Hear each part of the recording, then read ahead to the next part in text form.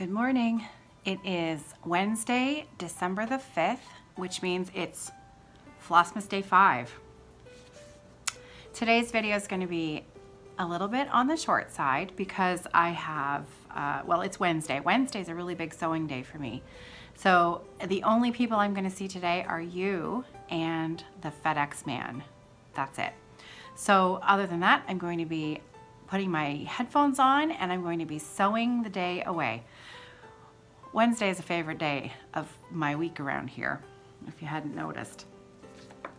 So for a little bit of something fun to start off with today, I have a Pass the Stash. I was going through some old patterns last night and I found the pattern for a Little House Needleworks design that I finished last year. It was my very last finish of 2017. So I don't have the plastic sleeve that it came in anymore, but I have the important bits. I have the cover photo and the pattern. So this is Little House Needleworks, Main Street Station, this pattern here. So I'm gonna pass this stash along to someone else who would like to stitch it. So let's take a page out of Michelle Bendy Stitchy's book and leave me a comment below on this video. So just say something like, I'd like to stitch the train. And leave me that comment, and then in a week or so, I'll figure out the number of comments of people who would like to stitch it, and then put that number through the random number generator. And then I'll start from the oldest comment forward. So, pass the stash. This was a really fun stitch. I enjoyed this one a lot. I think I meant to FFO it into a project bag, but that hasn't happened yet. That's okay, it's all good. Okay, so I have a brand new blank page, brand new planning page that's blank that I have to put yesterday's project on first before I can start today's project. If you remember, yesterday's project was a Blue Ribbon Designs called Roaming Reindeer, and it was from the 2012 Christmas, just cross-stitch Christmas ornament, special ornament issue. It was on the cover design. Oops, and I've lost it here. Page 47. And here's what it looks like, the reindeer design right there. So that was yesterday's start. I chose a small remnant from XJU Design. It's a 40 count linen, and I believe it's the hot cocoa colorway, and there's my start. So I started in the bottom and I got a little bit of the snow done. So not a lot, but as you can see, it's the perfect size remnant for this little ornament. I think it's going to be very sweet. I struggle sometimes with being content with coverage. I'm not a fan of really a lot of fabric showing through the stitch. And because when I stitch on 40 count, I take my glasses off and I hold the fabric right up close to my face, it's obviously I'm looking at it so closely that I can really see the fabric. And so when I was stitching the white, I wasn't happy with the coverage. But sometimes I need to remember to put it back from my face and look at it again, because when I do that, it looks a lot more like snow to me, and I'm satisfied with that coverage. So that was my start from yesterday. Done and done. I'm using my own color conversions. So the red that I started with was Victorian Motto Sampler Shop Victorian Holiday. So that was the red I used, and the white, I am going to keep this in my project bag. Miss Patty gifted a bunch of us with some she had a cone of, it's either B5200 or the just plain white. And I haven't bothered to check exactly which one it is because I don't really care. It's white. So when I need to use a white, if it's bright enough for the fabric that I'm using, that's what I'll use. Across the board for the entire project bag's worth of projects. I had a question yesterday, I believe from Desiree. Desiree asked when I thought I would be planning on getting back to these ornaments, all of these ornaments that I'm starting. And I realize that it makes some of you a little uncomfortable, all of these new starts all at once. Totally valid. You know, this is what makes the world go round. People like doing different things. And for me, I am a serial starter, but I'm trying to use things from my stash that, you know, always get looked over, or if they've spent 3 or 4 years in a drawer never being used. I'd rather get them out and use them and start something than not use it at all. So, you know, for example, the reindeer. There weren't any browns in the Christmas, so I'm showing you this. You don't want to see that because the reindeer is in the picture. I haven't stitched the reindeer yet. The reindeer is brown. I didn't have the DMC that was listed, so I pulled open my drawer of extra flosses and threads and I started looking at all the browns that I had. And it was really fun. It was fun choosing a brown. So in the end, I came up with a Gentle Arts sable that I had. I didn't have any other plans for this thread, so you know what? I'm going to use it for my reindeer. So I'm going to write that down on my list because I spent the time figuring that out. I don't want to have to do that again.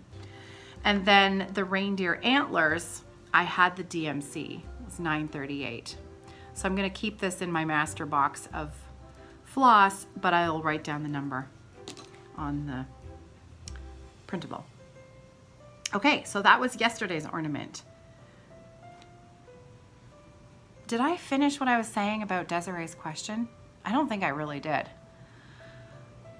So she asked when I thought I was going to revisit these ornaments. I have a lot of really large projects on the go. A lot. Huge. I really like stitching big projects, but I barely have any small projects. I never start small projects.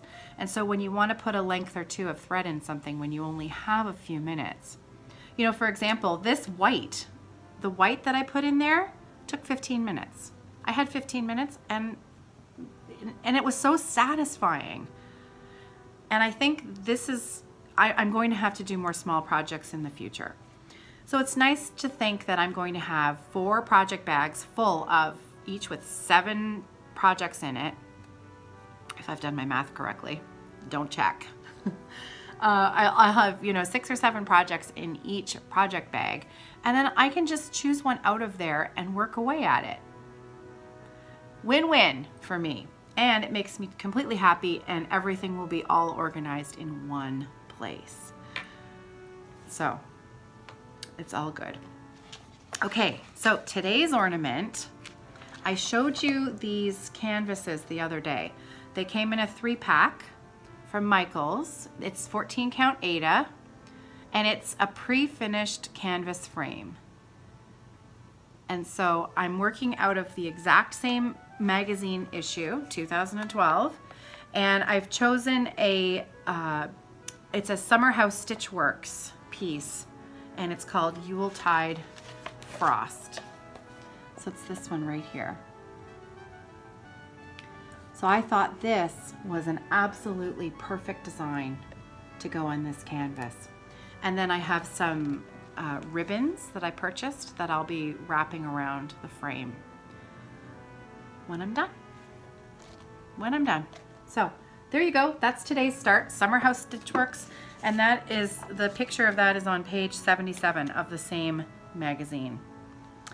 And there are still a number of more ornaments from this issue that I would like to stitch. It was a great issue. Not all of them, you know, usually there will be something in an issue that you'll want to stitch, but sometimes you'll get one and you'll flip through it and nothing will catch your eye. But I still don't get rid of them because tastes change, and then a few years will pass and you'll look through it again and something else will catch your eye.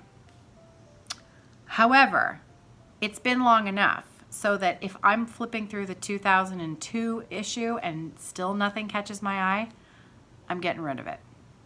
Out it goes. Now 2002 is just a random number. I haven't actually looked at the 2002 issue yet. So, yeah, that's it for me today. The kitchen is a disaster, so I guess I have some dishes to do, and the laundry is piled up upstairs again, so I guess I have to do that again too.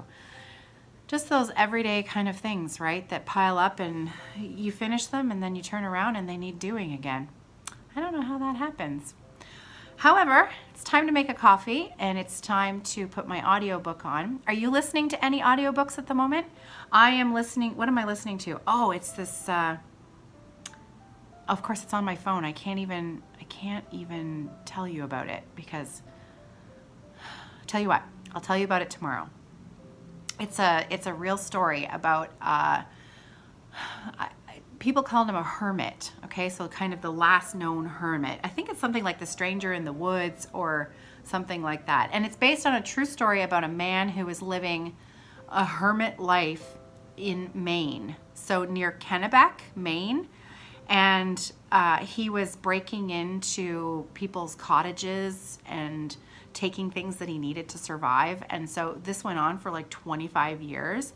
And then finally he was caught and arrested, and then this is his, I'm only halfway through the book, and it's being told by the journalist who got to know him and interviewed him and then wrote this book about him. So it is really, really good. So I will, I'll give you more information about it tomorrow, and I will try to put the information about the book in the drop-down box below on this video, in case it's something you're interested in. But I'm really enjoying the narrator who's reading the story.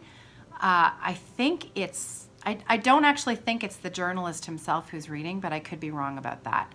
But it's a really, really good story. My husband listened to it first, and then he told me all about it. And he said, you have to listen to this book. It's so good. And he was right. It's really, really good. So, okay, that's it for me today. Messy hair and everything. You can tell it's a Wednesday because it's messy hair day. And I'll see you tomorrow. Don't forget to leave me a comment if you would like a chance to be entered in the draw for Hometown Holiday. I'd like to stitch the train. Happy stitching.